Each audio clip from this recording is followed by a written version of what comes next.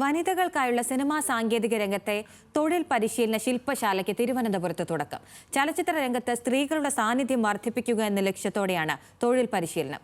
കേരള സംസ്ഥാന ചലച്ചിത്ര അക്കാദമിയുടെ നേതൃത്വത്തിൽ ഏപ്രിൽ 6 വരെയാണ് പരിശീലന പരിപാടി. മലയാള സിനിമ സാങ്കേതിക രംഗത്ത് സ്ത്രീ സാന്നിധ്യം വർദ്ധിപ്പിക്കുക എന്ന ലക്ഷ്യത്തോടെയാണ് കേരള സംസ്ഥാന ചലച്ചിത്ര അക്കാദമി തൊഴിൽ പരിശീലന പരിപാടി സംഘടിപ്പിക്കുന്നത്.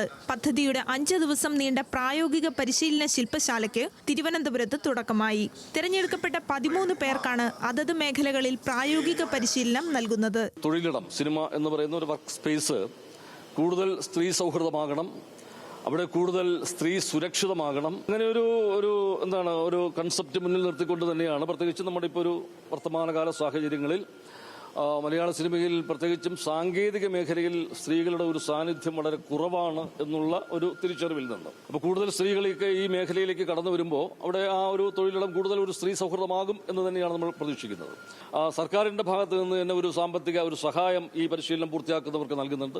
സർക്കാരിന്റെ 3ാം വാർഷികത്തിലെ 100 ദിന കർമ്മ പരിപാടിയുടെ ഭാഗമായി കേരള നോളജ് ഇക്കണോമി മിഷന്റെ സഹകരണത്തോടെയാണ് പരിശീലന പരിപാടി.